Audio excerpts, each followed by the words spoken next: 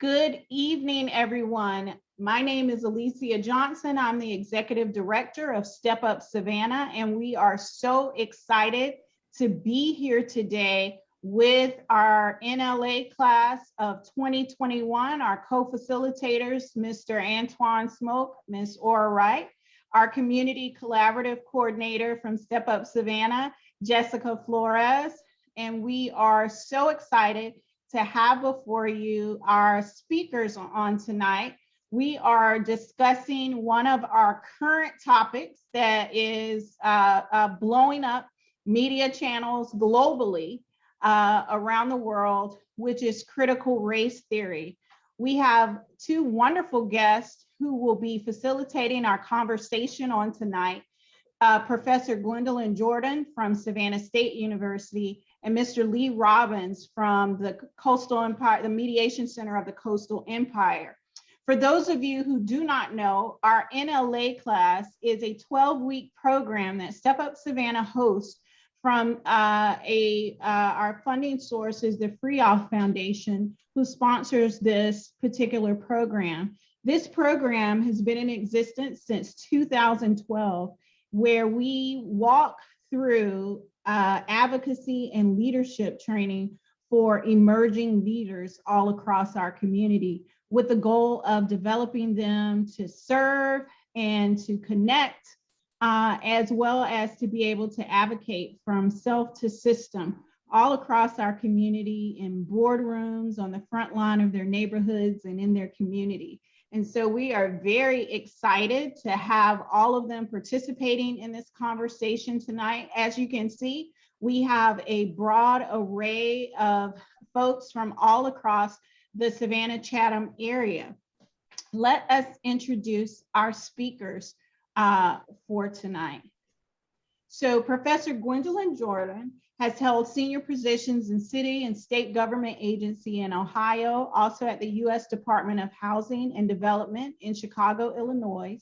Additionally, she held leadership positions in several nonprofit organizations, such as the executive director of the Elkhart Urban League and director of community development and community renewal society of Chicago, Illinois. At Regional Education Laboratory at Brown University, she directed in Boston Public Schools applied research and development projects focused on promoting educational equity within the U.S. public schools. As a nonprofit consultant, Mrs. Jordan's work focuses on strategic planning, diversity training, and staff development. A resident of Savannah since 2005, Ms. Jordan held the position of lecturer at Savannah State University, Department of Political Sciences and Public Affairs. Working with Step Up Savannah, she actually designed the curriculum and has served as an instructor for the NLA, or Neighborhood Leadership Academy, from 2008 to 2012. Guided by a strong belief in racial justice and public service, Mrs. Jordan served on the Federal Home Loan Bank Board of Chicago, Brown University Director Advisory Committee, and the Mayor of Savannah's Racial Equity Task Force. A native of Akron, Ohio, Ms. Jordan is a graduate of Ohio Wesleyan University and the Harvard Kennedy School of Government. Let's give a big hand for Ms. Jordan. Also joining us tonight is Lee Robbins, the current Director of Operations at the Mediation Center of the Coastal Empire. As the Director of Programs, Lee has assisted in helping to open the Family Law Resource Center, led parent and legitimation classes, and oversees the day-to-day operations of the Mediation Center's programs. He is trained in civil, domestic, and domestic violence mediation. Lee earned his Master's of Social Work from Florida State University in 2015. Our facilitators tonight are well equipped to lead us in a dialogue about our subject matter. So without further ado, I am going to begin. I'm going to ask you to mute yourselves while the presentation is occurring. If you have questions, please drop them in the chat for us so that everyone can participate in the conversation. Professor Jordan, the Floor is yours. Thank you very much, Alicia Johnson and facilitators. And hello to the class of 2021, the NLA class of 2021. And it's a real pleasure to be here with you tonight. Tonight, I want to talk a little bit about critical race theory. One, as Alicia said, because it's been so much in the news and blown up in the news nationally and internationally. Two, because I want to help us understand what critical race theory actually is, as opposed to what you keep hearing in the news. And number three, I want you to understand how critical race theory really does connect to your work as community leaders. So I think those are the three reasons why I really want to get into it. And probably my final reason, which is a little bit personal, is that the person known as the father of critical race theory, Derrick Bell, was indeed a dear friend and was somebody who was a mentor and kind of guided me through a lot of work, particularly in Chicago, working with community groups in Chicago. So let's get into a little bit about background on critical race theory. Now, critical race theory developed in law schools, and it built on a school of study called critical legal studies. And it's a theory that states that the law has an inherent social bias. And as we all know, people want to say that, justice is blind, that the law is neutral, etc. But the critical legal studies movement really looked at the law and really raised the question as to whether the law supports the interests of those who create the law rather than having a neutral, unbiased position. Then Derrick Bell, known as the father of critical race theory, kind of expanded on critical legal studies to launch critical race theory. And that critical race theory then questions the body of civil rights law to access their true impact on the interest of minorities. And the question does become, did and has civil rights law really moved forward the rights and interests of minorities at the level and the expectation that we desired it to be? And next slide. So a little bit about who was Derrick Bell. Derrick Bell lived from 1930. He died in 2011 from stomach cancer. He was educated at Duquesne University in Pennsylvania, and he received his law degree from the University of Pennsylvania School of Law in 1957. After law school, he went to work for the U.S. Justice Department in the newly formed Civil Rights Division at that time.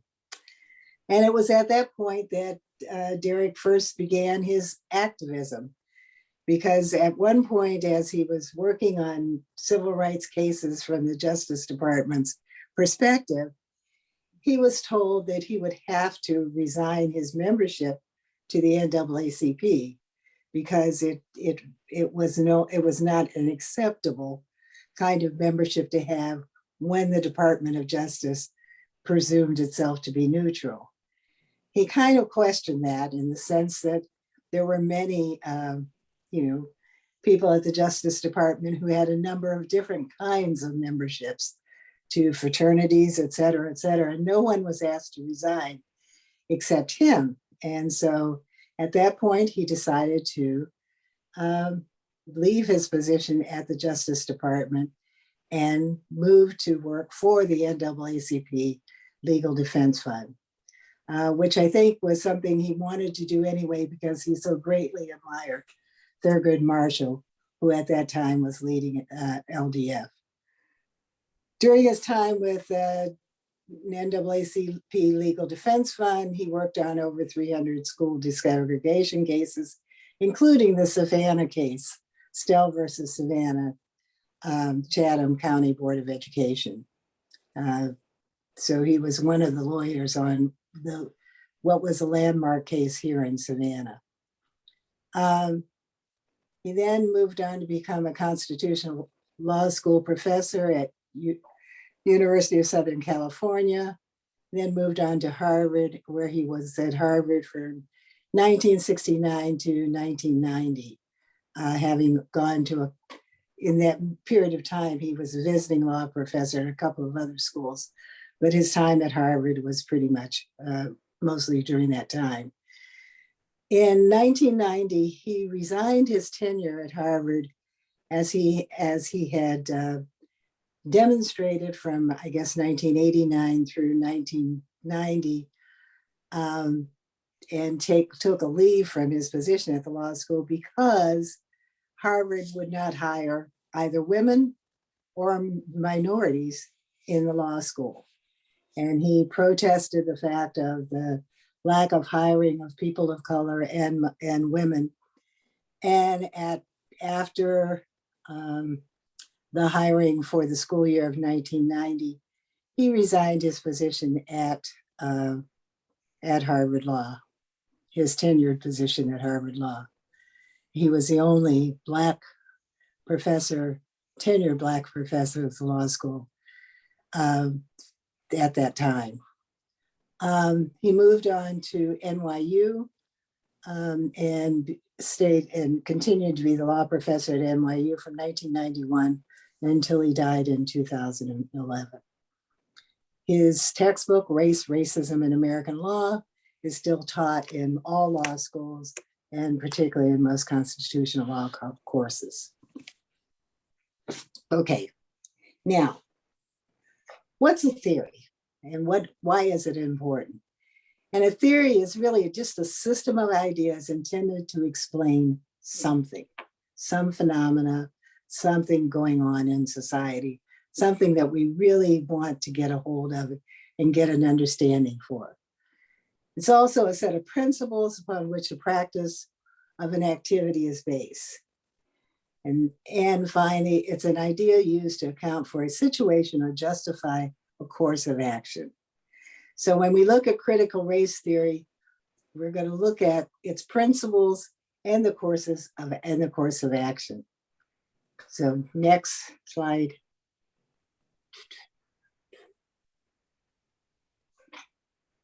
Okay, so the basic principles of critical race theory.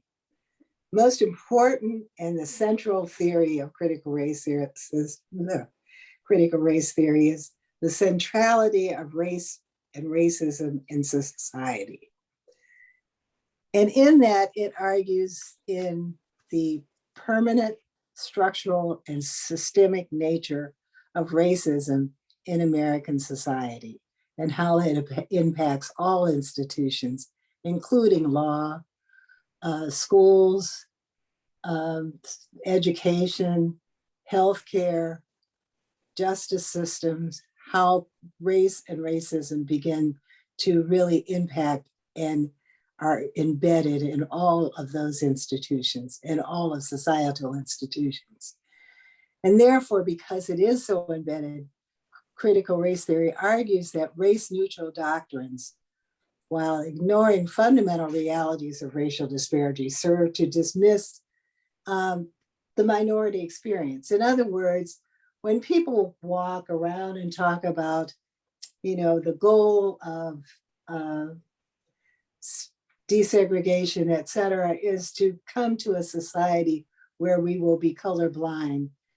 Colorblindness is not necessarily the goal of what we should be working towards. Justice is what we should be looking towards. Justice that recognizes color and also recognizes and works towards alleviating those disparities which are caused by society's understanding of race and racism. They believe that race-conscious perspectives provide a valid lens and knowledge to inform how we begin to set in place conceptions and challenge the status quo. The minority experience based on relative societal positioning offers a unique vantage point from which to assess societal phenomena and generate meaning and unconsidered by my majority conceptions. There's a person, Claude Steele, has also a theory that says because particularly African Americans have been so much on the bottom of society, we have this vantage point of being able to look up and see the society in a way that no other group can, other than others who have been oppressed in the same way that we have. And that would be more Native Americans, et cetera. So that this unique vantage point allows us to have a very different view of the world and also a very different view of society, and also be able to put together very different ways to address the challenges that it faces. So next slide. The second basic principle is the importance of the narrative voice. And critical race theory emphasizes the importance of the narrative voice and counter stories so often presented within marginalized communities. That voice is so often lost in language differences and cultural differences, and it is often dismissed, and it doesn't, and therefore does not serve to really inform both social policies that really impact the lives of people living in those marginalized communities. One of the things that I think, one of the ways that we can see that pretty clearly is when we think about, in some ways, public education. Most parents, all parents are very concerned about the education of their children. But for many years, and particularly during the 70s, 80s, and 90s, and particularly in urban centers, schools, because of security concerns, as they stated, locked their doors and literally kept parents out of schools, and then turned around and began to talk about how parents did not participate in their children's education. And so now we have this whole way of looking at public education, in some ways blaming the parents who we have shut out of education to begin with. Had we listened to parents, had we listened to the voice of parents, we probably wouldn't have locked those doors in the 70s and 80s. We probably would have found ways to have better communications with parents in the 70s and 80s. And we wouldn't be in this place now, where now we're trying to blame, or we end up blaming the parents for not being engaged in their children's education. So the narrative voice and listening to the counter stories of people in marginalized communities is one of the principles that is at the heart of critical race theory. And next, intersectionality, another basic principle. Not one of us has a single kind of identity. We are all have very layered identities. I am a woman, I am African American, I am over 65, I'm a mother. All of those identities are a part of who I am. And all those identities are subject in some ways to different levels of oppression, different layers of oppression. So understanding how those overlapping and sometimes potentially conflicting identities can really have an effect on how we view and manage the world. And understanding that as we come in contact with people, that we're coming in contact with people who are not any one thing, but are many, many layers. And how do those layers then impact how they interact with the world and how we interact with them? Social justice is the fourth principle, and critical race theory believes that by interrogating and analyzing issues through the lens of marginalized communities, you actually begin to work from a position of equity, and you seek to illuminate social justice approaches that serve all of society. And next. Okay, so having said all of that, And I do want you to know, Jessica is going to be sending out the PowerPoints to you. So you'll have these for your own use after today, because I know it's a lot of dense kind of talking stuff, but it's probably not as, it's not as, I think, probably confusing as it sounds at this point. But how does critical race theory connect? Professor Jordan, not to Yeah. interrupt you, but I just wanted to pose a question for the class to ask and to answer in the chat. Just from the information that this kind of broad overview that we've seen thus far, is critical race theory what they thought it was based on what they've heard in the media? And you guys can start posting that in the chat. But when you listen to any school board meeting that's being televised, read any news article or anything of that nature, we're certainly not hearing this this background. It's intersectionality with social justice, or its origins in social justice and constitutional law. So it would be interesting to hear your responses from the NLA participants around, did this, as you're seeing this unfolded, is it what you thought? So thank you. It's a great question, and it really needs, I mean, it is so important, and I think that's one of the important reasons why we wanted to present it tonight, is that we want to really know, as a community leader, you also ought to know what is actually being said and what is being talked about, and what is critical race theory, in its reality. And how does critical race theory connect to a vision of neighborhood leadership? One of Derrick's quotes from, I think this was from one of his more recent books, called Ethical Ambition. This statement about education leads to enlightenment, enlightenment opens the way to empathy, and empathy foreshadows reform. I think that's an important thought, as someone who is studying critical race theory, but more important, as a community leader. How learning really does lead to enlightenment, and it opens a way to really empathy, and how does empathy then take you to a point of change, of really impacting change?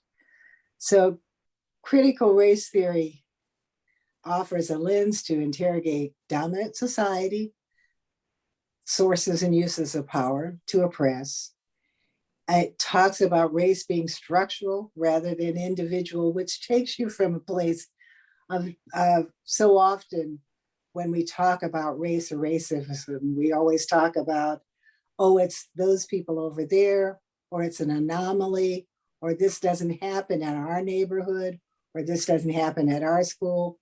But if you understand that race and racism is structural, then you are alert to what is going on around you, rather than trying to point the finger somewhere over there. And if you're alert to what's going on around you, then you're willing to start working on some of the issues that you are confronted with. Critical race theory also views race not as a problem, because after all, race is not a biological phenomena. It is indeed a cultural social phenomenon.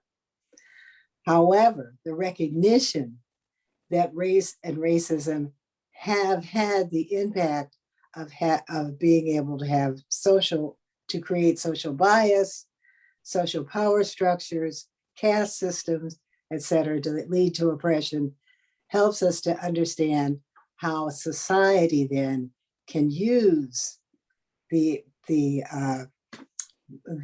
how society uses race to oppress and to create and to set up social structures. Critical race theory also understands context as content. And what I mean by that, and I'm so glad that part of you had the experience of being able to go on the Savannah walk, is that what it helps you understand is that history, cultural phenomena, public policy, et cetera, all have an impact on shaping what is happening within the communities and within the communities that you will be working in and looking at. Policies around redlining and what that did to shape the realities of communities, and how that eventually impacted on the ability of African Americans to not have generational wealth, because of not being able to transfer wealth through generations, through the ownership of property, et cetera, et cetera. Being able to understand all of that, and being able to, and also seeking to have knowledge about all of that, begins to make you a stronger leader who understands what's going on in their community. And it begins to shape meaning. So the context is important. That historical context, the social context, the political context, the economic context is very important. Critical race theory also brings substance to the terms participation and inclusion. That it's not, we're not asking people to come and join us because we want them to be more like us. We want people to come and join us because we want them to bring their fullness so that they can contribute and we can learn through the diversity of experience. So participation has to be real. It can't be just window dressing as we have had in past times. And listening, the purpose of listening. As a community leader, one of the important things is to be able to listen, to actively listen to what people are saying in the community, to what their desires are, to what their issues are, etc. And listening in a way that you are able to then begin to privilege and give a microphone to those voices that coming from marginalized communities.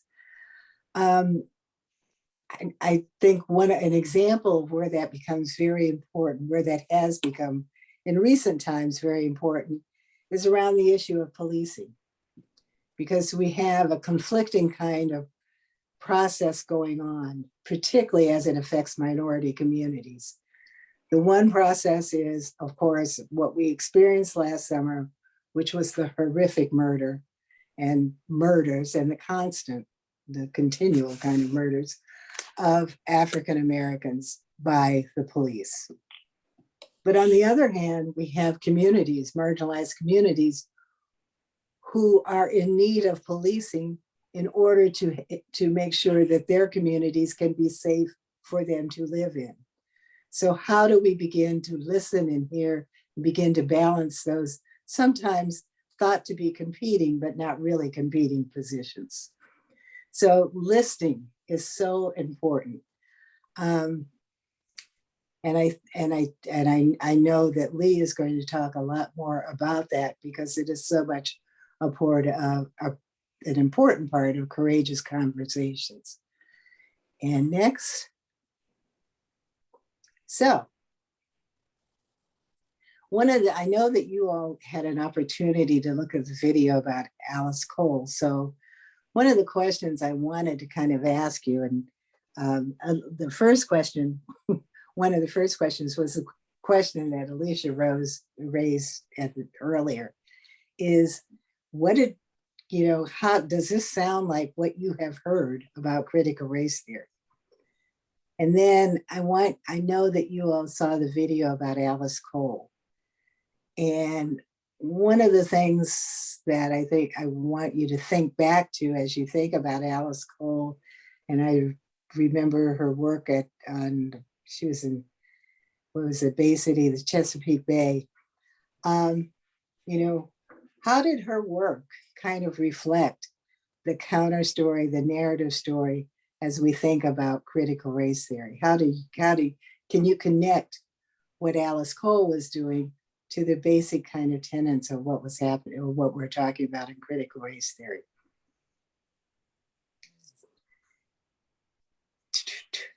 And I'm going to leave that.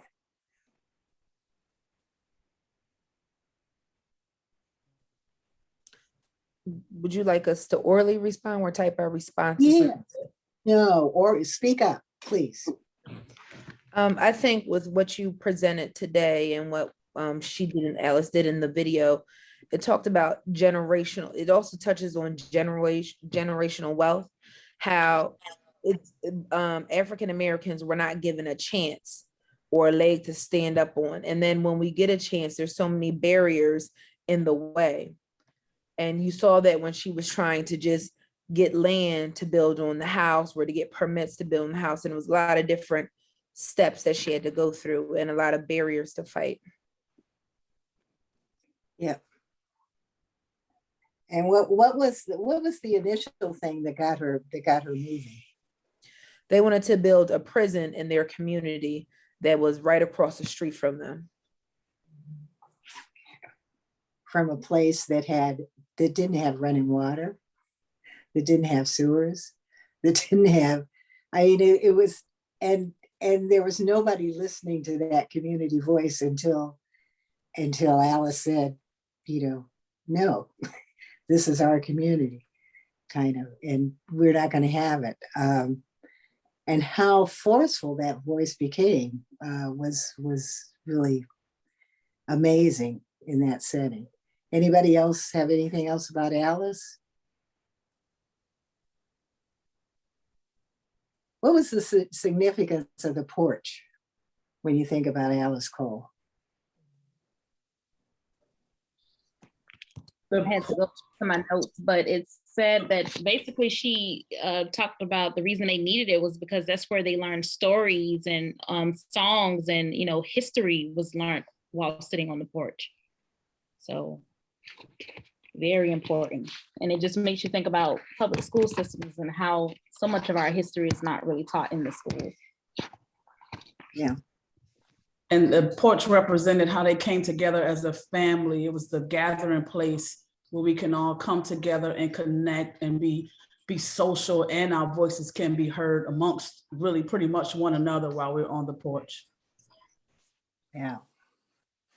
So, and that was and her being able to then fight with HUD to be able to tell them that one of the most important pieces, I know we need kitchens, we need bathrooms, but we have to have a porch.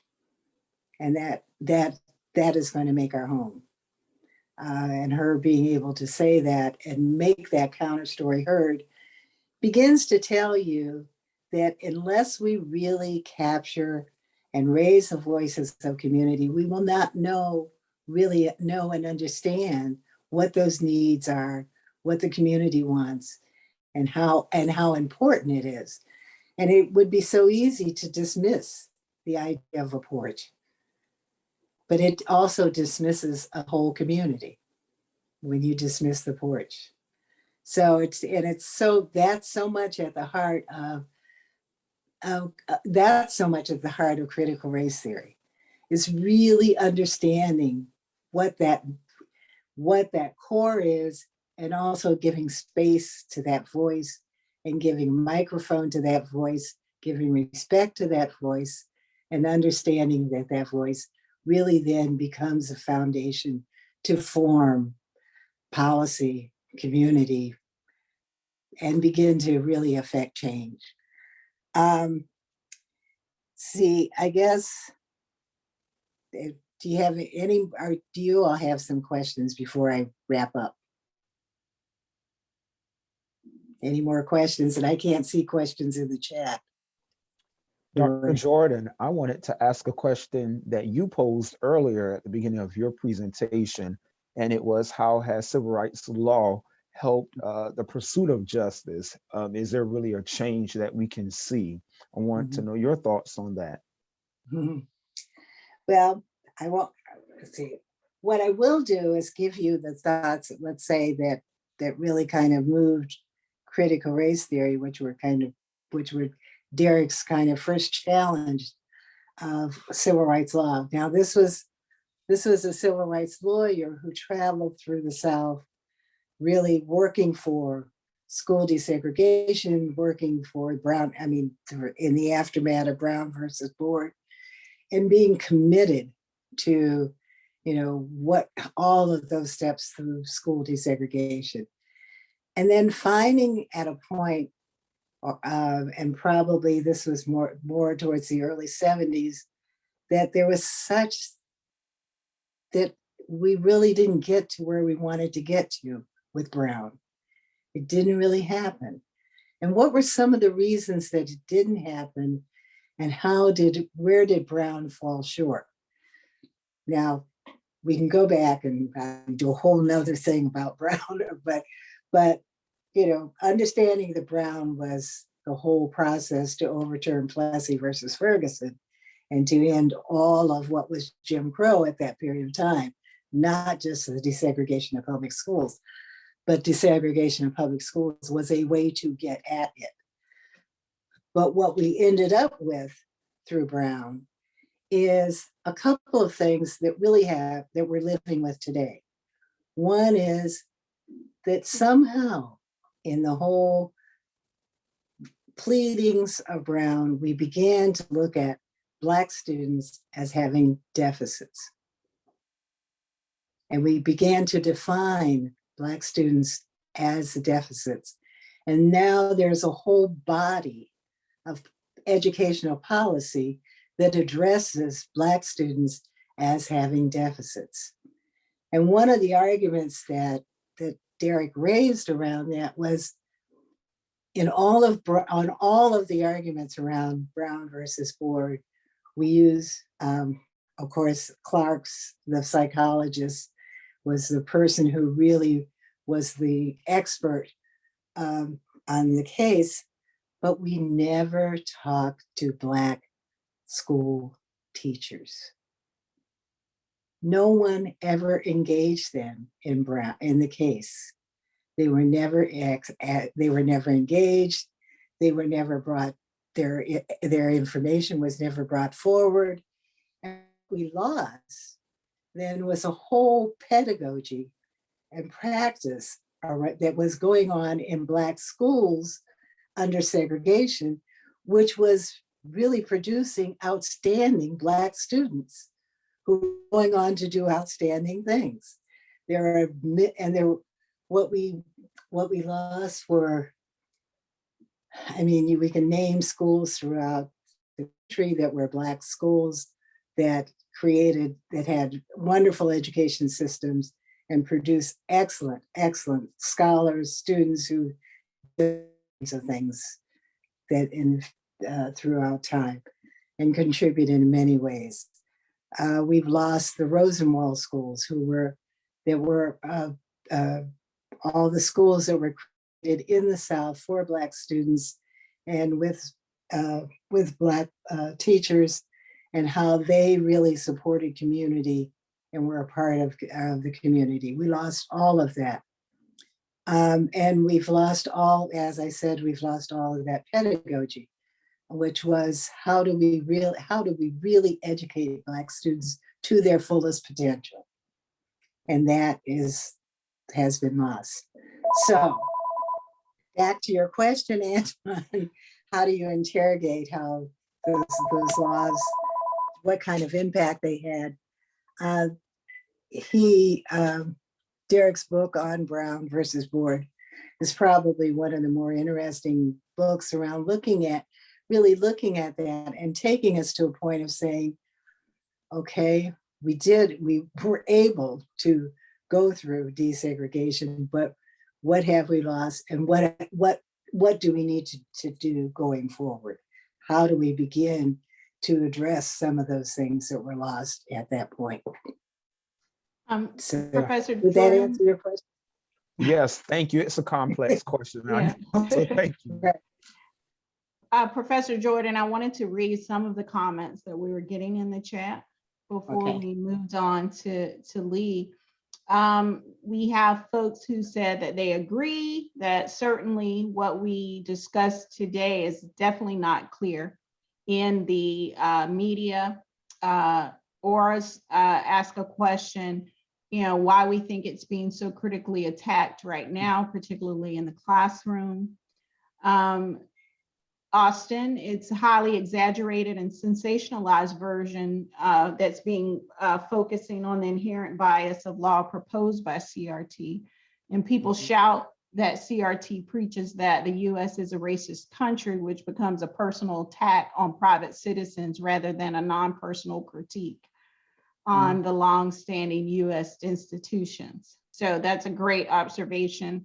Austin, and I would argue to Professor Jordan's point that most civil rights laws fail in execution, and we can see that in the fact that we're still having to fight for voting rights.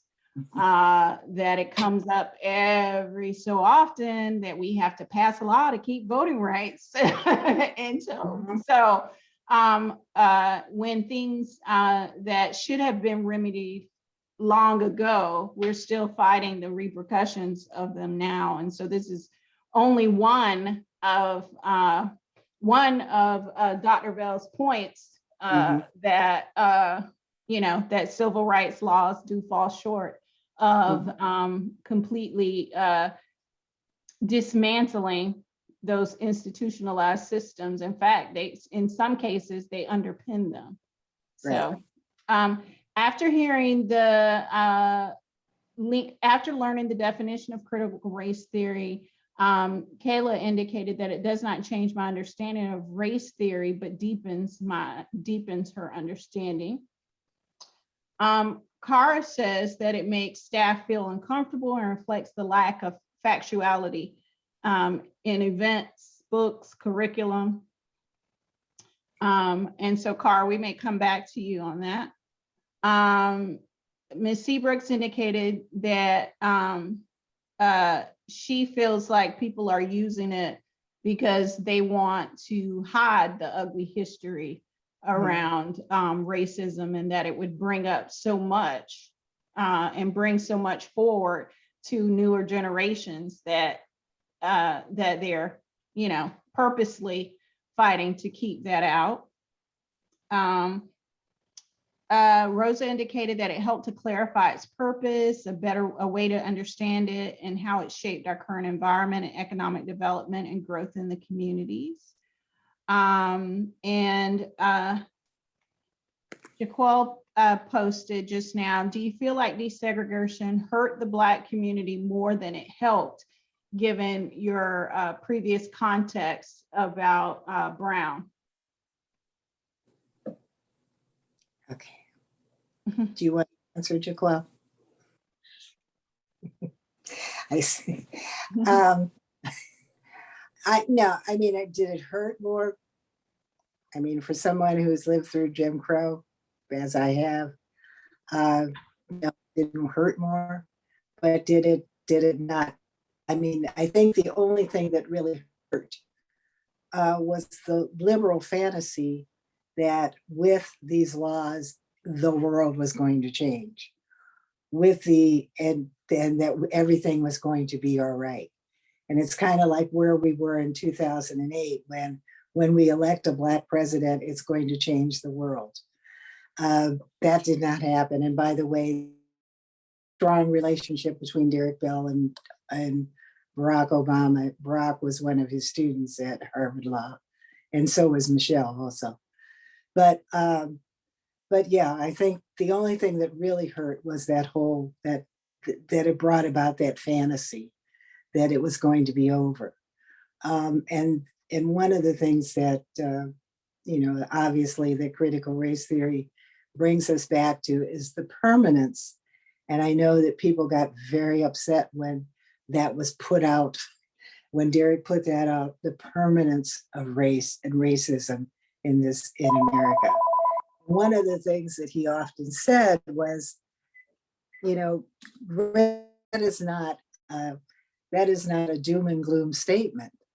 That is a statement that allows us to then move forward and what we need to work on, and let not, rest in the thought that it's all over.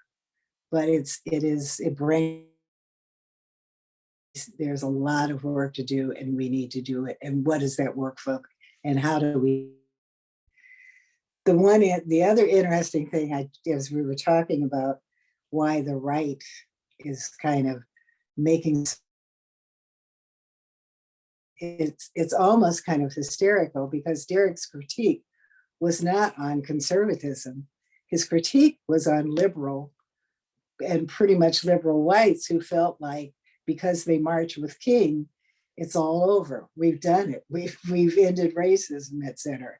So his critique was not so much with, what the people who are now really fighting critical race theory, but it was with liberals who really kind of brought us to that fantasy that it was over. So I don't know if that answered your question, Jaquel. You're muted. You're still muted. Yes, answered my question. Okay.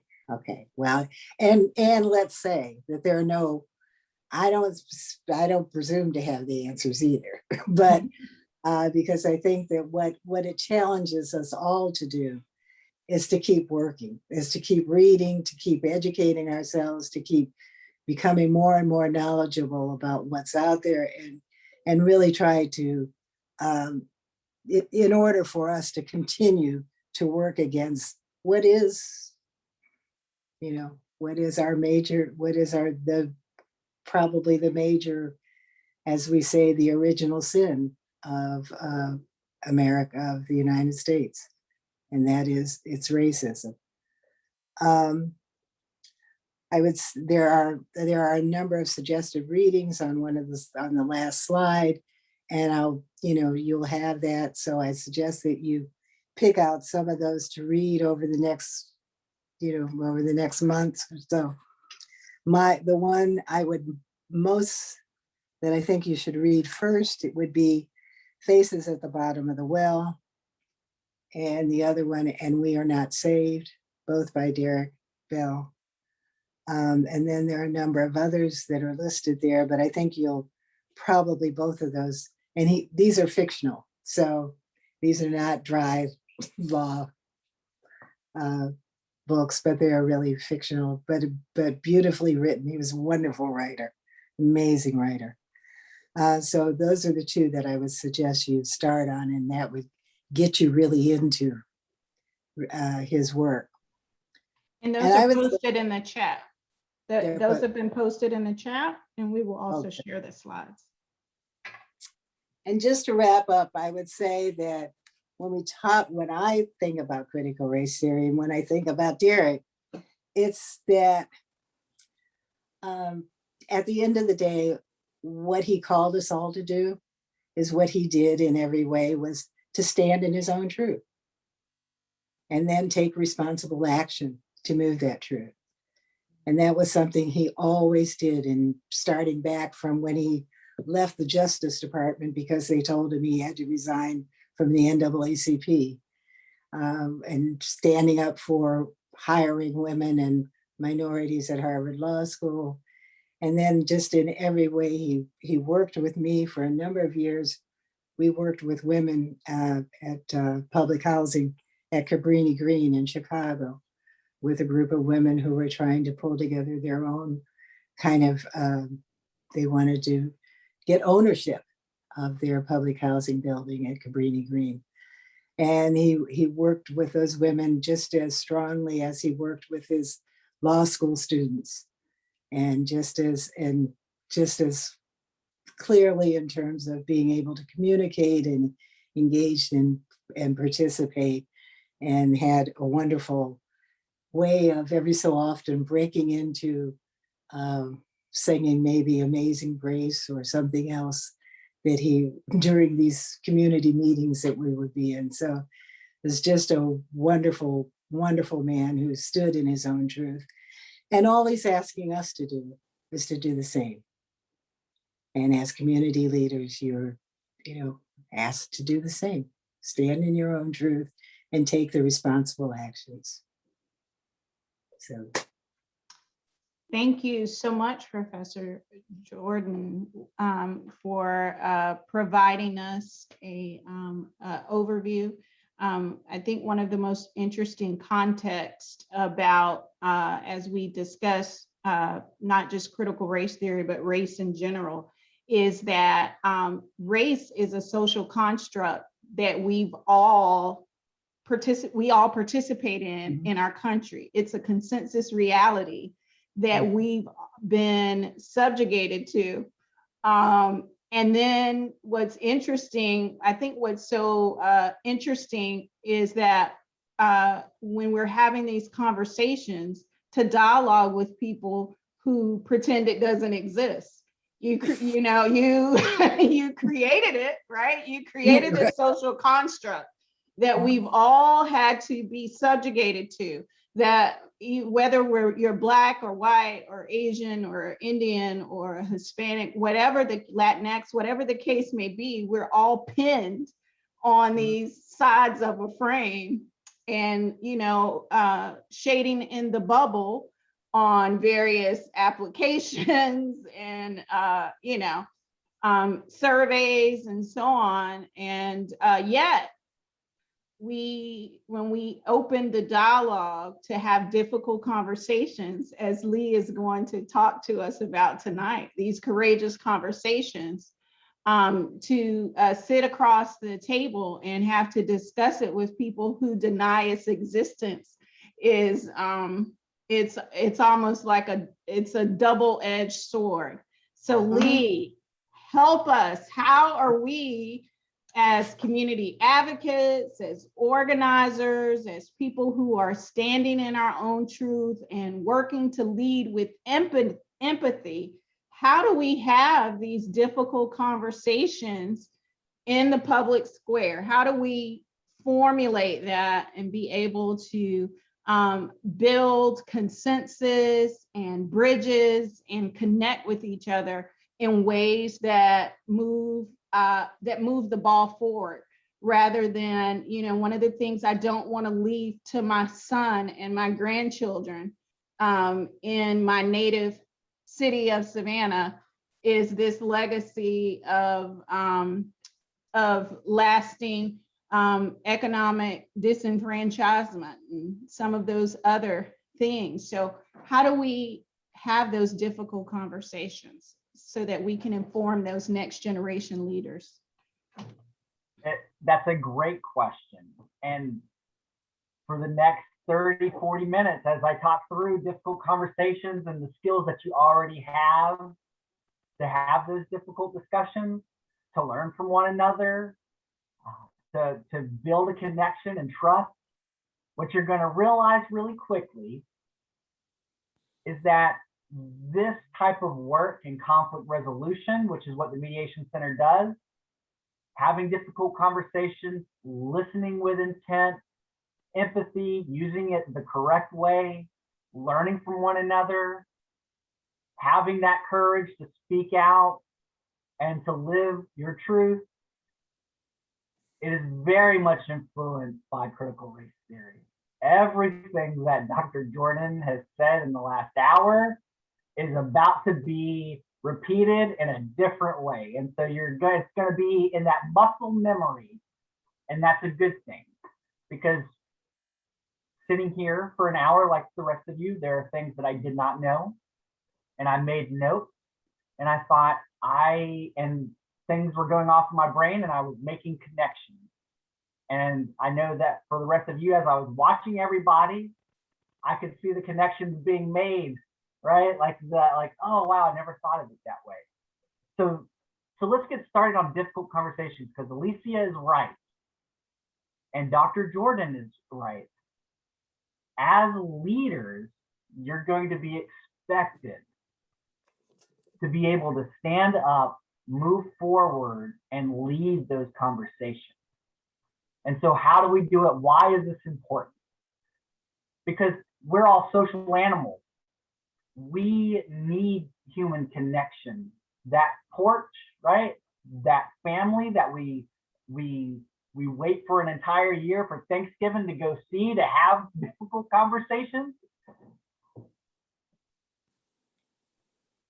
Humans need that connection. And so having conversations is a way for us to connect with one another. It's what you're doing, learning as a leader through the NLA. If you think about everything you've learned so far, if you look on the agenda and see everything you're about to learn in the next few weeks, it has everything to do with you standing up, having that, finding that voice, using that voice, and having some of these difficult conversations. It's a leadership quality, right? It's a style. No matter what your style is, whether you're more democratic and laid back, or you are, let's say you just like to occasionally have somebody do what you want them to do. Listening and these constructive conversations, these difficult conversations are very important. It's going to highlight your strengths. You all have strengths. You already have these skills I'm going to talk about. It's giving it a name and then using it when you're sitting across the table from somebody you have a disagreement with, or somebody you need to bring to their attention. Maybe somebody at work, a coworker, says things that maybe they don't view as racist, but it's racist, microaggressions, right? Those happen every day. And to be able to say, hey, you know what? This is what I've heard, and this is how I feel. This is what I need. Here's what I would like to happen. That's a difficult conversation to have. We have these conversations every day with our loved ones, with our friends, with our coworkers. And so it's about setting a process and doing things in a certain way. So one of the things that Dr. Jordan mentioned, which I appreciate so much, is that if we think about what it takes to make change, if we talk about policy change, you know, I know that Step Up Savannah, I know Alicia, they go to the House representatives, they go to our community representatives, and hey, you know, this is what's going on, this is what needs to happen. There are other organizations. Deep does a lot of policy work, and especially in the state of Georgia, it's really hard to do that type of work because of the systems that are currently in place and that have been in place for so long. It's hard to make changes really quickly. And so the one thing I want everybody to think about today, after we're done, tomorrow when you wake up and you got a fresh start, and you're thinking back on tonight, critical race theory and difficult conversations, is that change really does happen on a small scale first. That's the community aspect of what you're doing. When it starts on a small scale, listening with intent, having constructive conversations, difficult conversations, but where you learn and appreciate from one another on your differences to move forward, that's when attitudes start to change. That's when perceptions start to change.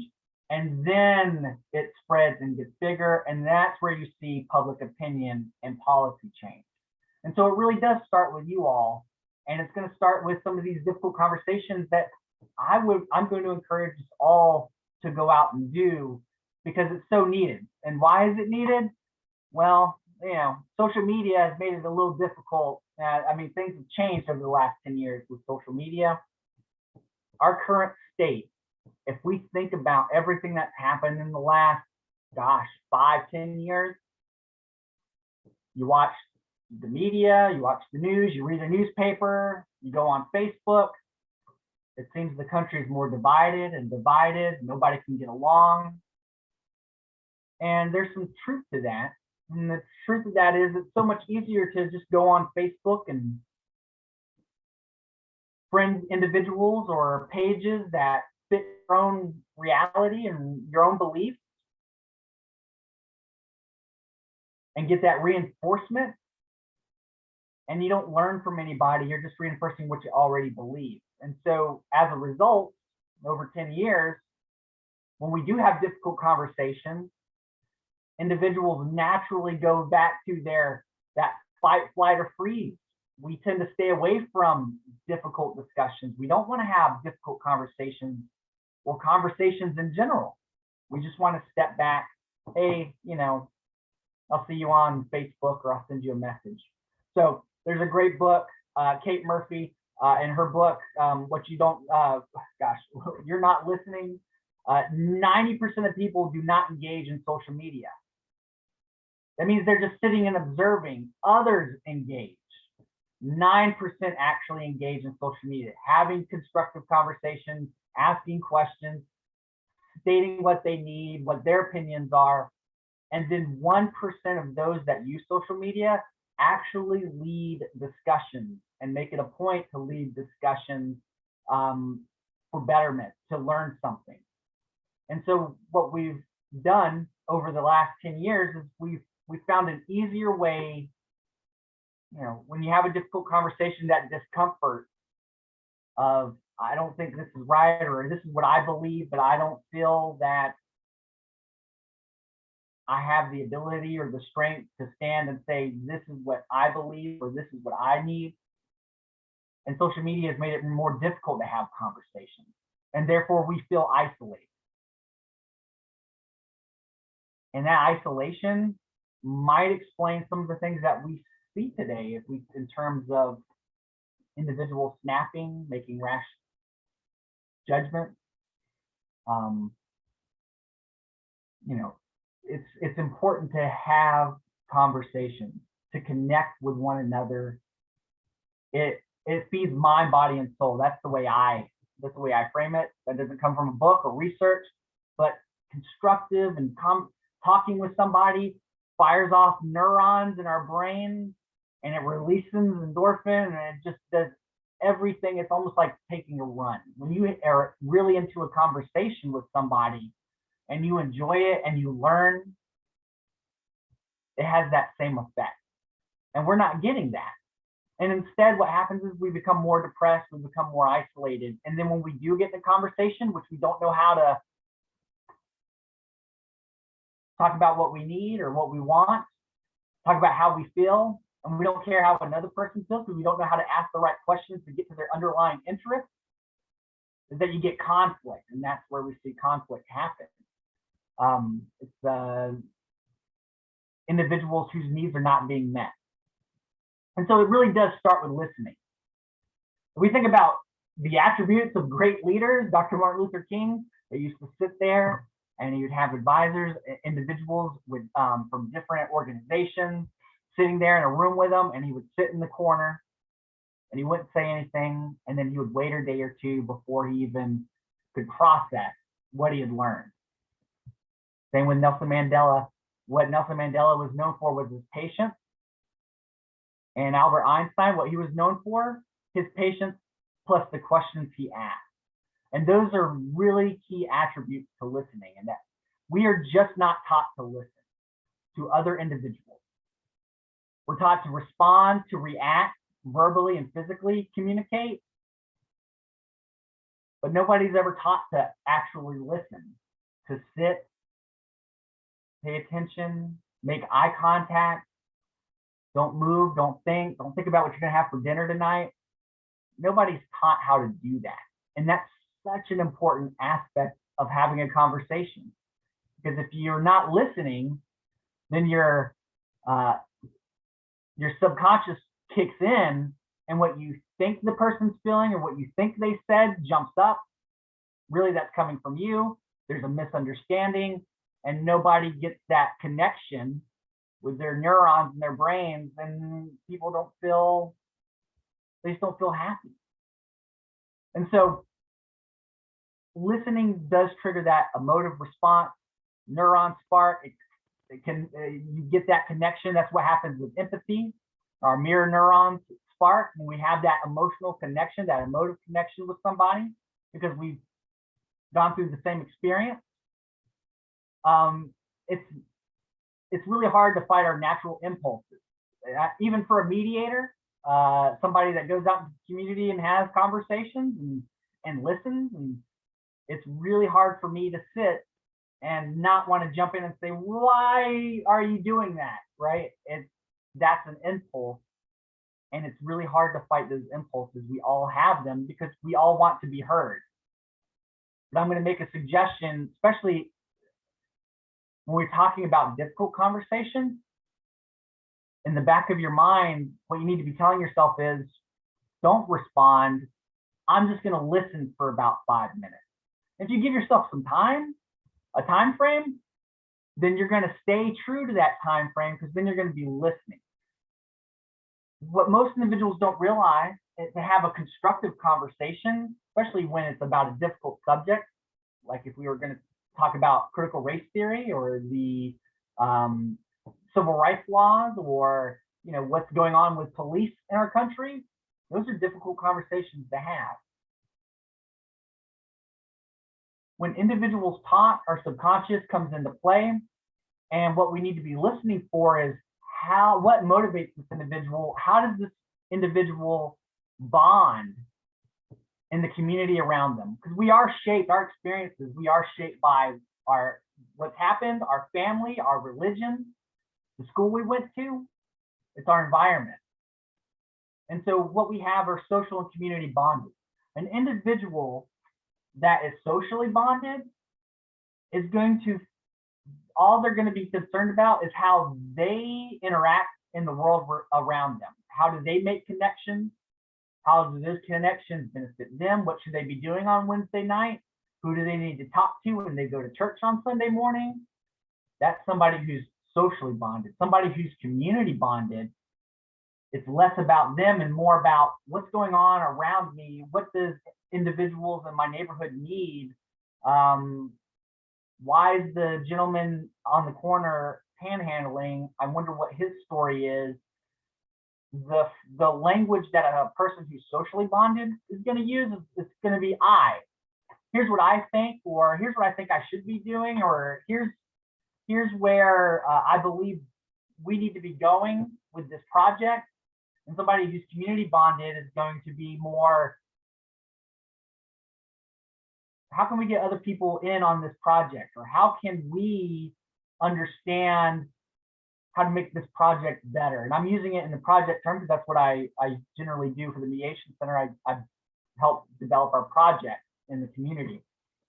And so when you're listening for how an individual is bonded, it allows you to change the way that you think, to ask questions to keep them engaged. So if somebody is socially bonded and they're saying things like, I need to, what do I need to be doing on Sunday? Or how is this going to affect me? Or why is this important to me? Well, why are you asking me to do something? I'm going to ask a question like, well, what is your opinion on this project? Or what is your opinion if we did this instead of this, right? On Sunday with the church group.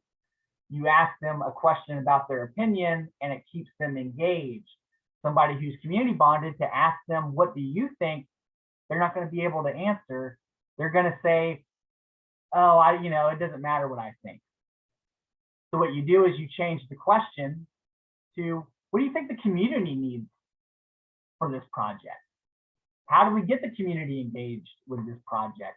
You're asking the question differently. That's somebody who listens.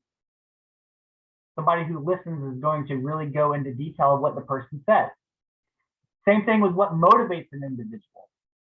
So what motivates an individual? There are 4 things that motivate us all, whether we realize it or not. And it's going to be the political, the economic, the communication, and the social. Right? So a person that's politically motivated is decision making. Who's making decisions, right? So if Antoine is walking in and he says, Lee, I understand you want to do this, but who's making this decision? Is the mayor going to be here? I know Antoine is politically motivated because he wants to know who's making decisions or how decisions are being made. Who put Lee in charge? Why isn't Francis in charge, right? That question to me says that Antoine is politically motivated. So every question that I ask Antoine is going to be, Who do you think we need to reach out to? Who do you think should be making this decision? Why do you think they need to be making this decision? It keeps Antoine engaged. Economic is time, talent, and treasure. What am I doing with my time? What am I doing with my education? Do I have enough money? Do I need to value something else? Is my car valuable? Is my house all that I care about at this point? What's going on in the economy? Somebody who is really motivated by economics is not all about money. I use it because that's what most individuals relate to, but it's really about time, what they're doing with their time, and what they value the most themselves. And, Dr. Jordan said it best. I mean, we're all just completely different. And so what I value is going to be different than what Dr. Jordan values. And if I'm talking about what I value, chances are I'm economically motivated. And just a heads up, I am economically motivated because I am really, is this my time? What should I be doing with my time? Is this important with my time? I'm very motivated economically, even with a social work degree. So, communication. Any idea somebody who's going to be motivated by communication, what that would look like? And you can just unmute and say. It'd be more engaging if I ask y'all a question instead of talking. Somebody who's motivated by communication. What does that look like? Oh, y'all gonna make me call on somebody? What about Leslie? What do you think? I was just looking at the notes that I was just writing. So motivated by communication, I think maybe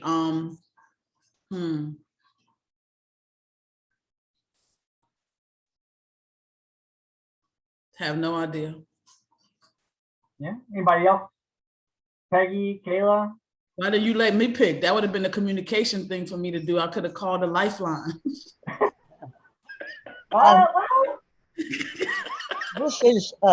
This is Peggy Noon. I believe a politician would have to be motivated by communication because they have to communicate with so many different people that are their constituents, as well as communicating back to the constituents what they hope to accomplish. So I think a politician would definitely be motivated by communication.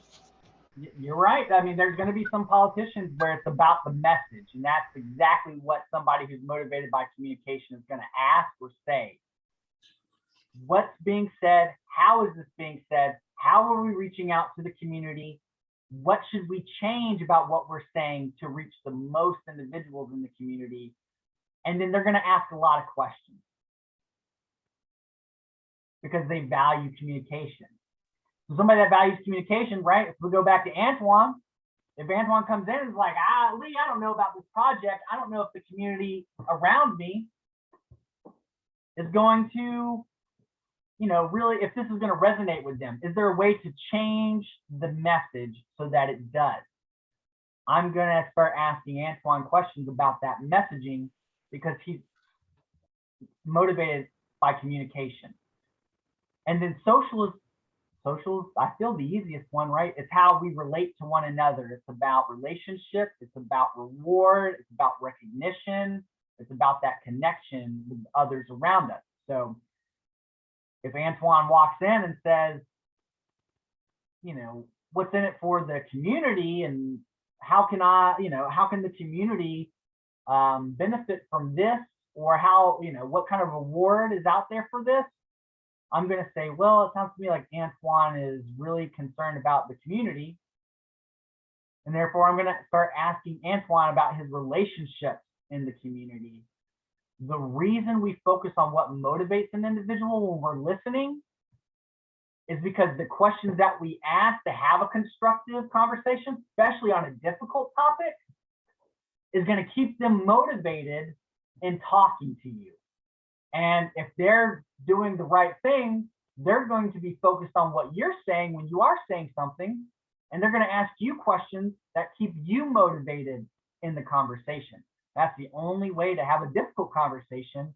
Otherwise, we do what we naturally want to do, which is I'm right, you're wrong, fight or flight, start yelling, start cussing, get up, walk out, and nothing gets resolved. You don't move forward. You learn nothing from the individuals that you were trying to have a conversation with and connect with.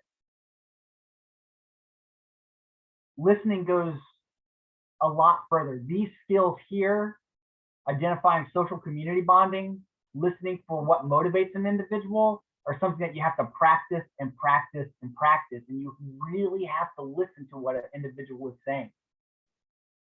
And if you can do that, you can keep an individual engaged and they keep coming back and being engaged. And they'll feel trust in you. They'll feel like, hey, you know what? Leslie, she gets me. She asks me questions and they're going to go to Leslie. And that's what a leader does, right? They keep individuals motivated because they listen. So listening for needs. You know, this goes back to Derrick Bell, Dr. Jordan, what Dr. Jordan was talking about. We all have needs. And there's a way to get to those needs, right? So when we listen for needs, we're asking questions in a strategic order. What do you think about? What do you think about critical race theory? That's interesting. Tell me how that makes you feel. So what do you need in order to get this idea, to get this theory out there, to have so that individuals have a better understanding about critical race theory? And what do you want to happen? There's a structure here. Does anybody know what this is called? This has a very specific, I know Alicia knows because she just took our mediation training. So Alicia, don't jump in. This is a very specific. Empathy. Say it again. Empathy. Oh my gosh. Somebody give Leslie an award. That's exactly what that is. This is empathy. Not the, oh, I understand you and I'm gonna, and I'm gonna put myself in your shoes. Because guess what? Lived experience is different among us all. Nobody lives the same experience. Nobody experiences an event the same way. And then if you give it time, even our memories can't even remember it how we felt that day. So the best that you can do is to ask questions to get a better understanding from the individual. And that's going to lead us to that connection. When you have a constructive conversation, even from a difficult conversation, it's to enjoy the connection. So you're asking questions to obtain information. Mediators do this, facilitators do this, leaders do this. Leaders, facilitators, mediators spend about 90% of their time listening and 10% of their time asking questions. And if you can balance the two, you're going to have a lot of great conversations and you're going to learn so much from those in your community around you. You're going to have those porch moments where you're going to learn and you're going to connect and you're going to enjoy those conversations. So you obtain the information, you show appreciation for their intent, no matter the subject, you enjoy that connection and you take the journey to understand. So this is my own spin on this because it says you understand. You can't understand somebody's lived experiences is very personal. But you have a conversation and you listen and ask questions to try to get to that point of understanding as best as you can. That comes from Chris Morris, his book, The Evil Hours. The worst thing you can do is tell somebody that you understand because you can't. And then somebody who's experienced trauma, it just re-traumatizes them. And so that's what, social workers, that's one of the things that they're told to do in social work, getting their BSW, MSW. That's a way of reflecting and letting somebody know that you're paying attention. But that's actually a cop-out answer because you can never really truly understand. But you can try, and you do that through listening and asking questions. And again, it's about emotion. So Douglas Stone and Sheila, is Kara, you have a question? Yes. Go ahead. So I was just listening, and what could be a response to show that you're actively listening? Because like you said, I think sometimes people use "I understand" as a filler.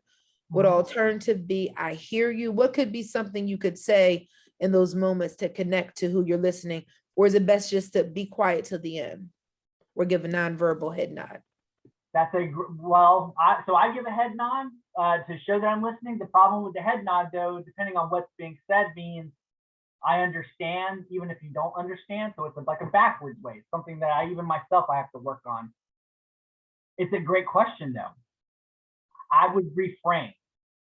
And reframing is a tool that mediators use, but it's basically taking what the individual has said, shortening it, and giving it back to them, right? So to practice, Ms. Jordan, right? So Lee, what's another way of saying I understand? So you want to know another skill. Yes.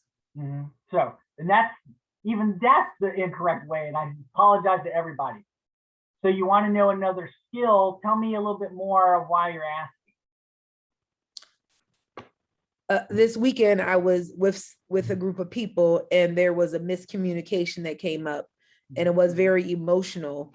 And I was trying to actively listen. And then when you spoke to fight or flight, people fled and just did not come to a solution and did not get resolved. So I would want to carry some of these tools into situations where you're going to be, especially if we're trying to become neighborhood leaders.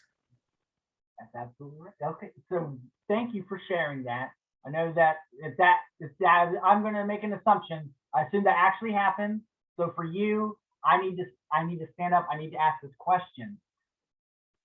Do you see what happened, right? And I made the mistake and then stepped back because I asked a close-ended question, a yes or no, a direct question. If you can summarize, reframe, and then ask an open-ended question, what happens is what just happened, Ms. Jordan, which is, oh, let me tell you why, here's why I'm asking the question. You open up a little bit more. I get a better understanding that you had an experience this past weekend and you want to learn and take something new. So to make sure that if it happens again, individuals won't leave, you all stay, you connect, and you get it resolved. Thank you. Welcome. That's a great, and then I see, is it Shaquan? Yes. Well, I have a question where it says about courage and intimidation. Well, for me, I'm trying to see, I know sometimes when I'm speaking or how do you deal with being around a group of people and them, you're feeling like you're not this. I know I'm intelligent, but sometimes the people that I may be around may be more intelligent than I am. So what do you think are the things to, when in the courage aspect, how to still speak up and not, like, how can I say, sometimes I feel like when I'm in a room or depending on who I'm around, I can feel just a bit intimidated if that person, is way more educated than I am, or, because sometimes I may think that people may look down on me, that I'm not as smart as they are or can speak as good as they can speak. So what do you think would be the good things to help with that when it comes to intimidation? If I'm saying it right. So, Shaquan,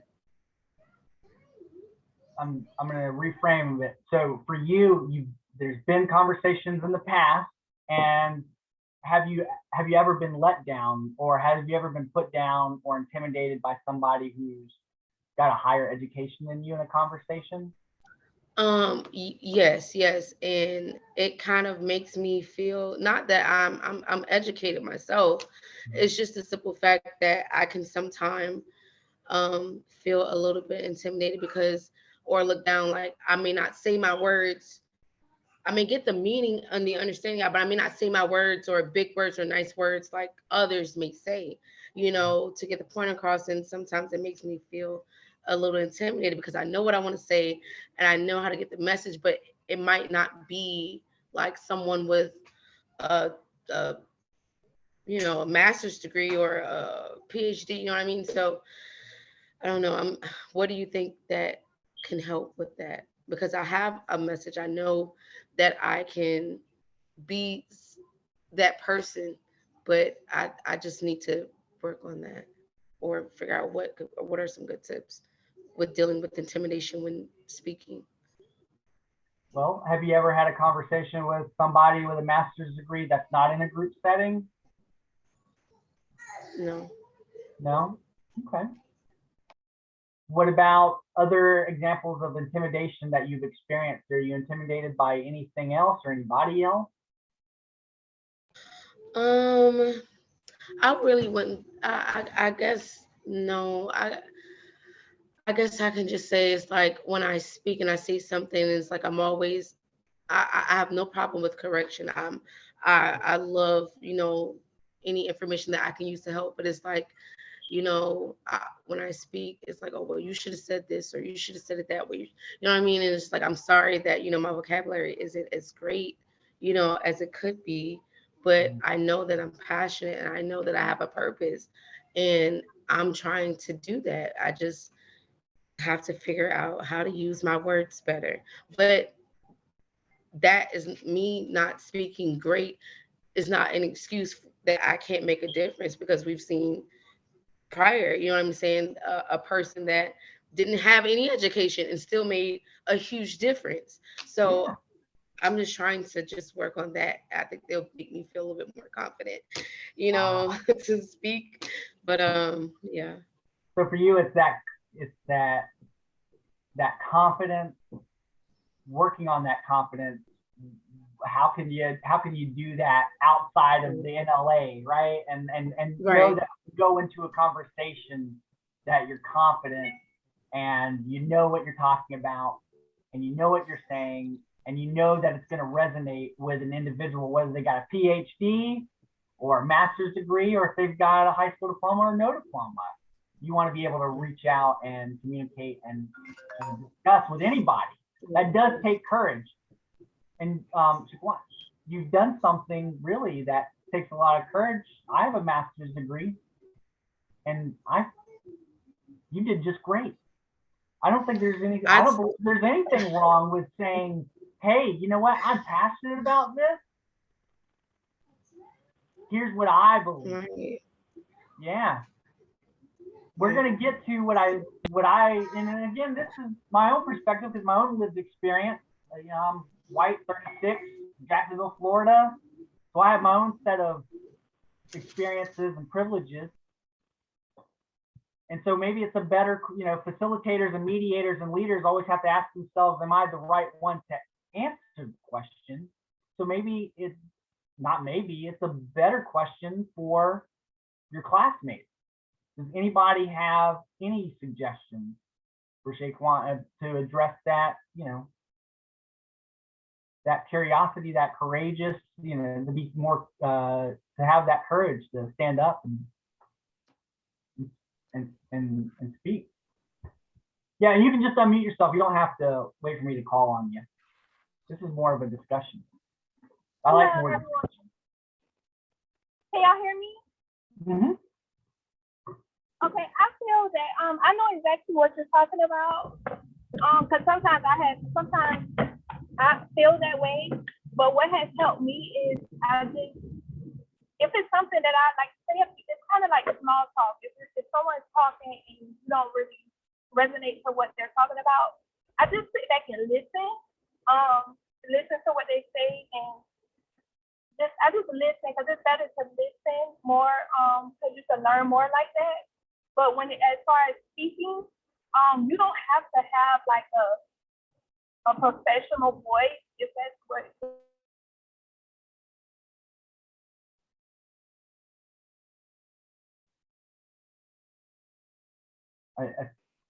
Shaquan, I just wanted to say, first of all, you have to know that you are important.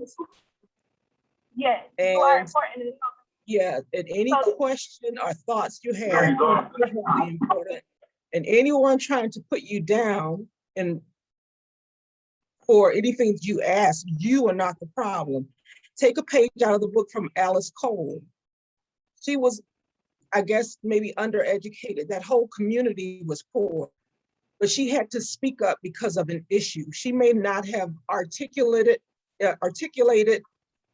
like a PhD person would, but she got her point across and she made a significant impact for her whole community. So don't let maybe how you frame the word and in your leisure, in your time, you can work on that, but still go forward as a leader for your community to speak up and say what's on your mind and on your heart.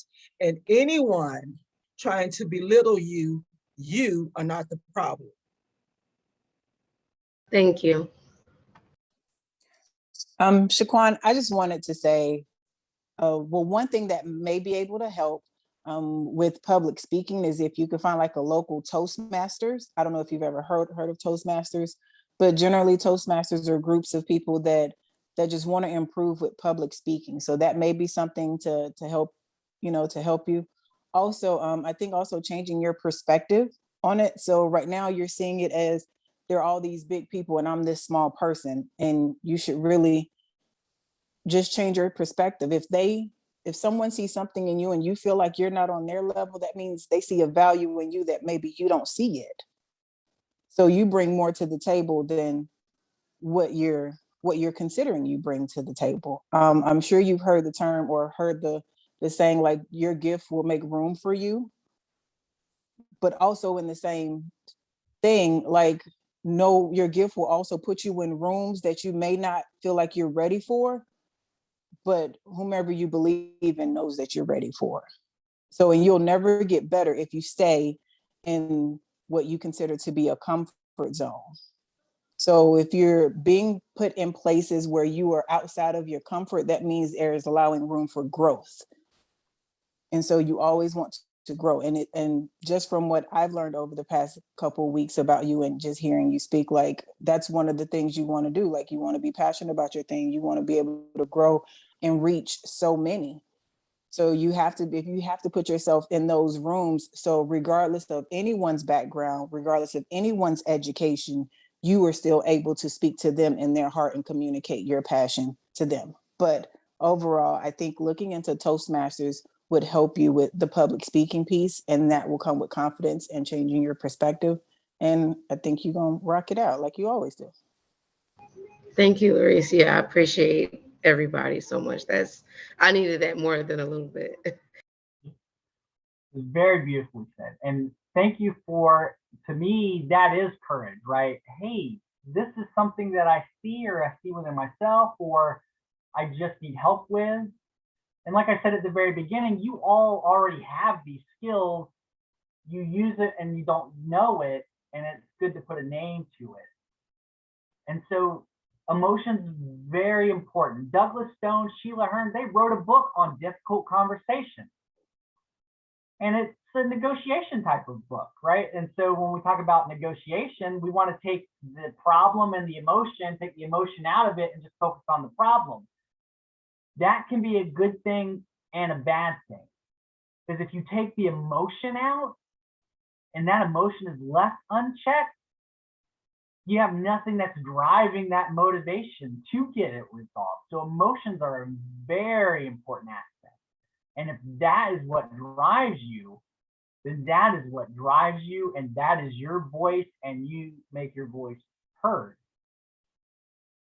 If you're passionate about public schools and why they should be better, and you are really passionate about it, courage. It takes that courage to stand up and say, this needs to happen. This is what I would like to happen. This is my perspective. This is why I'm so passionate about it. And I'm going to be here every day telling you this until some change happens. That's how change happens, right? You use that emotion to the best of your ability. And so Douglas Stone and Sheila Hearn, they have a lot of great techniques and difficult conversations. one of the things that we always need to do is be critical, right? And so I disagree with taking the emotion completely out. Emotion is a great driver. Let your emotion drive you in the conversation, listen with intent, and go to the balcony when time to solve the problem. Go to the balcony is what Harvard Negotiation Project, that's what they use to say, now we're at the point where we need to, okay, we know that Lee is passionate and he's emotional about this issue. Now let's take a step back and what is the problem, and is there some ways that we can move forward? And so let that emotion drive you. Let that be your driving force. I mean, can y'all imagine if gosh, I'm trying to think of an example. If there was no emotion, Barack Obama won in 2008, and he was just like, yeah, I'm president. But there was no emotion behind it. Nobody would have been behind him. Nobody would have been inspired by that great speech that he gave. Yes, you can. Yes, we can. You know, so emotion, let that be your driver. And we're going to talk about something which I believe is going to connect, which I would hope that we're all thinking. There are issues though. And so safe space versus brave space, as I finish it up here, because I know that we got 15 minutes. You know, safe space is, these words are used interchangeably. Safe space is one when there's no judgment, but there's no learning. There's a goal to provide support. So we're all here, we're all going to support one another. A brave space, when you have those conversations, much like the porch conversation, that's going to be where you're learning from one another, you're embracing your differences, and individuals can truly be themselves. And so what we always want to do is try to create that brave space. So individuals come to the table, they come to the conversation, no matter how difficult it is, no matter how emotional it is, and they can truly be themselves. The problem with community decision-making bodies like nonprofits, like the Mediation Center, is, you know, Step Up Savannah, we're all nonprofits. We're all part of community decision-making bodies, associations, committees, is that we can restructure and repurpose systemic barriers of oppression that cause harm, re-traumatize, and marginalize without even realizing it, right? And to give you an example, having a team member, a couple of weeks ago, Dr. Jordan and I talked about this last week. I brought it up, and I was, you know, we had this conversation, and the team member said, I can't quite remember. It was something like, oh, Lee, you know, this was a great conversation. You know, I often deal with this. Growing up, I was taught by my grandparents that you do not get emotional, or you do not, when you have conversations, you be respectful, you don't show emotion, you keep them short, because you don't want individuals to see you as a Black angry woman. I said, that's interesting. I've never heard that before. And my coworker, team member, went into the reasons why this is carried with her year after year, and it stayed with her. She's in her 40s now. There are things that we see.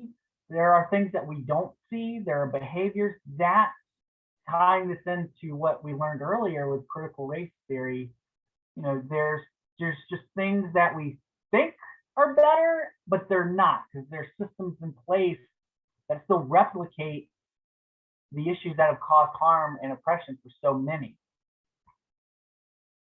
That, dealing with that week by week, day by day, being afraid to be emotional for my team member, she carries that with every conversation she gets into, and is never able to truly be herself.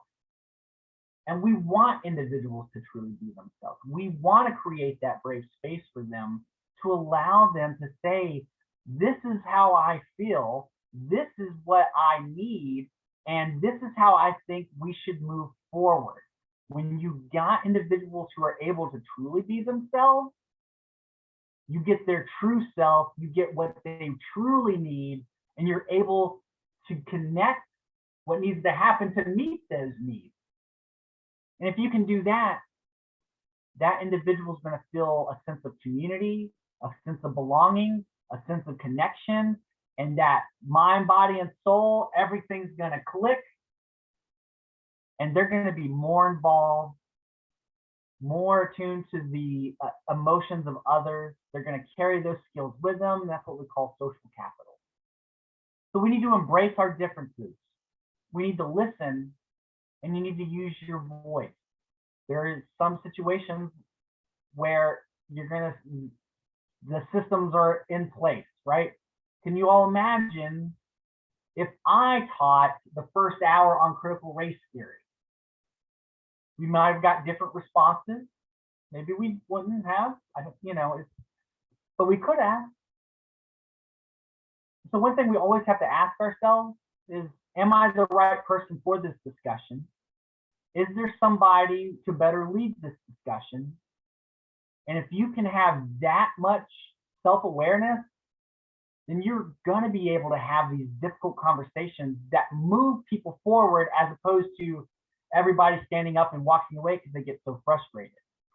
So use your voice, your feelings, your wants, your needs. This is your opportunity to let the other individual know you've listened, you've asked questions to get more information, you showed appreciation, and now it's time for you to express what you feel, what you want, what you need.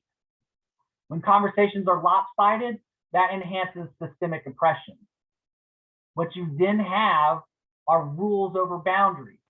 That's what a brave space does. It allows everybody to contribute. So whenever you're out in the community, you need to be able at the beginning to set boundaries. What boundaries are we going to set as a group for today's discussion, for today's conversation? And then you all are responsible and accountable. Accountable is the appropriate word. You're all accountable to one another to make sure that those boundaries stay in place. The difference between rules and boundaries is often rules are lopsided. It means one person's creating them and another person has to follow them, which means rules can be broken. They can be used for punishment, right? So if we had a conversation and Aura wasn't following the rules that I set in place, I would just say, okay, Aura, you're out of here. And then see you later, and then you're gone. Boundaries are flexible. And they can change as we change, because guess what? We all change. And when you have that ability to embrace change and move forward, boundaries are flexible, and they can change as the group changes. They can change as the conversation changes. And it helps you hold each other accountable during a difficult conversation. If you don't have boundaries up front, what's going to happen is we're going to go back to our fight or flight, and we're going to start yelling. We're going to go back to what we're used to on social media, which is I'm right, you're wrong. We're going to insult one another, and then we're going to get up and walk out, and we're going to be feeling that isolation and depression because we didn't get the connection in which we so desperately needed. Good leaders, good facilitators, good mediators are going to talk less, listen more, and they're going to ask a whole lot of questions. If you can ask a lot of questions, you're going to be a great leader in the community, and you're going to be able to help your community move forward in the ways that they see fit and the ways that you see fit. You're going to work together, and you're going to enjoy it because you're having these constructive conversations over difficult topics, but you're moving forward. I know we've all been in those groups where you go to a meeting and you go to another meeting, and you're like, we're not really doing anything. Nothing gets accomplished. We argue. Well, that's because nobody is listening. Nobody's talking about how they feel. Nobody's talking about their needs. Nobody's asking questions to get more information. Nobody's showing appreciation for one another. And then we just say, hey, we're just different. We're never going to see eye to eye, and I'm done with you. I'm done with this conversation, and I'll just create my own group. And then we divide up and break off and go places. So you need to ask yourself, how will you embrace change and social justice? Because those are one and the same. And it's going to be difficult because over the last 10 years, we've all gotten so used to communicating only on social media platforms. What we're asking you to do is to go out in your community and have these difficult conversations, to listen, to ask questions, to talk, to learn, to express your needs. How will you listen? What do you need to be an effective leader? It's about listening, but there's a whole lot of other things that go along with it. And how can Step Up Savannah and the Mediation Center support you? We're both here to support you. Our partnership revolves around you all doing what you want to do as leaders in the community. And so just ask yourself those questions and just know that they're scary, but you've already got the skills in order to have a difficult conversation. You now have a name and a process, and you're going to do great things. And so I appreciate everybody. I went over, I'm sorry, Dr. Jordan, we didn't get to do our practice difficult conversation. I feel like I let Dr. Jordan down. But are there any questions? Yeah, I think everyone was engaged and we got lots of information, and perhaps what we can do is maybe take a few minutes in the next class, 10 to 15 minutes, to practice a difficult conversation. But just to get your feedback, everyone's feedback on tonight, how are you all feeling about tonight's conversation and material? And how do you feel like it will add a different lens or leverage to your own community work? Hi, this is Latia. Mm-hmm. I'm glad you touched on the part where, especially when you said your coworker or your work partner expressed, she's a Black woman, but she has to hide her emotions. And I think majority of women that's on this Zoom, I think we all experience that. And it's better said than done that, we can, have a brave space, I think a space where we're brave and we can talk about that, because some people won't get our emotions as, she's expressing herself. It's more of like, oh my God, what's going on with her today? They're scared of our emotions. And sometimes it's hard to express that emotion to people and have them see that, it's not that I'm having a bad day. I'm just trying to let you know how I feel. And sometimes we could just be talking, in a low tone, and it still come off like aggressive to some people when we express our feelings. So I'm glad you touched on that, because I think that's a major issue, especially with Black women. And it's not only with Caucasians, it's with men. When we express our feelings to men, they feel like, oh God, what's going on? She has an attitude. It's all these other things, except maybe she's just expressing herself and I just need to listen. So I'm so happy that you all touched on that tonight. Oh, absolutely, Latia. One of the things that I often share with people about communication and people who are from communities of color, we are very passionate and soulful people. Soul music came from us, R&B and jazz and Afrobeat. And we talk with our hands. We use our body. I often do it quite a bit. And one of the things I have, worked in public and private sector, and I'll never forget that two of my Caucasian colleagues asked me to go to dinner. They were in high positions in the corporate infrastructure.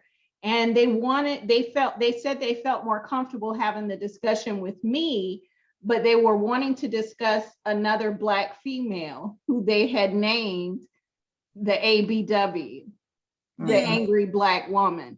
And they wanted me basically, I guess, to translate angry Black women. I guess I was going to be the translator. But at any rate,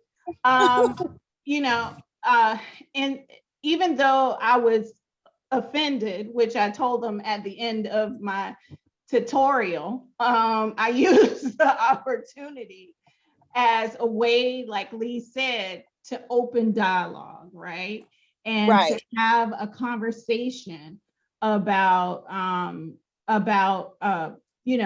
being passionate about a position and how we express ourselves, and to also talk about some of the things that both Lee and Professor Jordan pointed out, how we begin our context.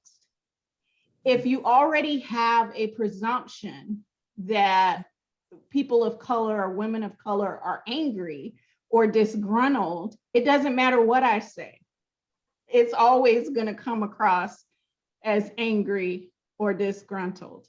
If I have a certain presumption where I'm stereotyping or whatever the case may be, it makes it difficult for us to have courageous conversations until those things are dismissed or even brought out into the public. So, and by what I mean by brought out into the public, into the context of the conversation so that we can deal with it. I have a theory that if we kill the elephant and eat him in chunks, right, he won't be there later for us to get on and ride him later. So I think this is a very important conversation.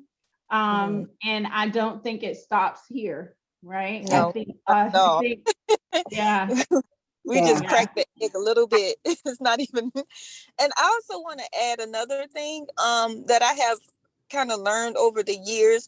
We always say, communication is key. Communication is key. But I think in addition to communication is comprehending what the other person is saying. And I think that we lose that part of it. And we always just say, you have to communicate. But I think you also have to comprehend, because that's the most valuable part of the listening as well. Yeah, and I see Professor Jordan and Lee. Yeah, I just wanted to add to the ABW conversation, because I've had years of being ABW. Right. But I did, yes, there are, there are those work situations that we get into.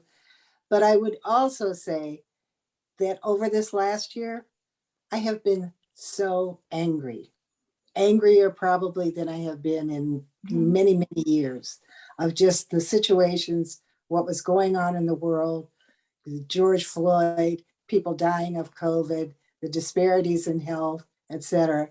And I guess what I'm saying is that there is a righteous anger. Yes.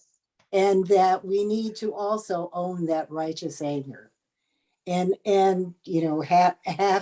have to bring that to the table, and have people, and with the understanding that we all have to deal with that. I mean, this is this is standing in my truth and bringing my truth to the table. It's funny that you said that while you were talking about CRT and civil rights and the disassociation of the construct of CRT away from its original intent. One of the things that I actually thought about was the vaccine disparity and how much misinformation has occurred because of largely because of the disparities that had already existed. The data divide, the lack of information, the lack of a health infrastructure that was, and so on in our communities that have led to and continue to lead to such a gap. And one of the reasons we wanted to make sure that NLA stayed engaged and was out even during the pandemic is because you are the people who have to mind the gap. You are the people who have to continually point to the gap and build bridges to close that gap. And if we don't have these courageous conversations, the gaps will never close. And as Professor Jordan mentioned, if we don't if we're not constructive with our righteous anger, we can't go to the public square to decry the gap.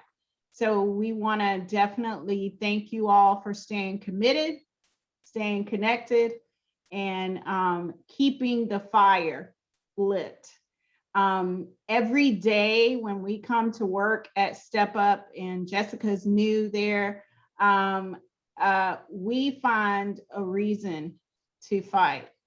And there is a scripture in Hebrew context where the children of Israel are being marginalized and disenfranchised by the Philistines. And David runs out as a young person, and he starts listing all of the things that the Philistines are doing to them. And this important thing stirs in my heart. He says, "Is there not a cause to fight?" Like, why are you all standing back here? Is there not a cause to fight? And so every day when we are talking about how can we get programming to people whose phones don't have data plans and the world is all gone to Zoom? How do we get workforce development to people who need it and who need jobs and who have reentry obstacles and all of those things? These are the discussions we're having. How can we help them? And so it's important that you all stay committed to this work and are galvanized to those front lines. So can we thank Professor Jordan and Lee for having this grand conversation and creating the infrastructure for you to do that important work. I don't think this will end, Antoine and Aura, so you are going to be responsible, and Jessica, for reconnecting the group to have this difficult conversation as a group. And so we can think about how we can do that, but definitely stay tuned for more information. So again, we're excited about what NLA is going to do and how it's going to take all the tools that you now have in your toolkit back out to the community. So thank you once again.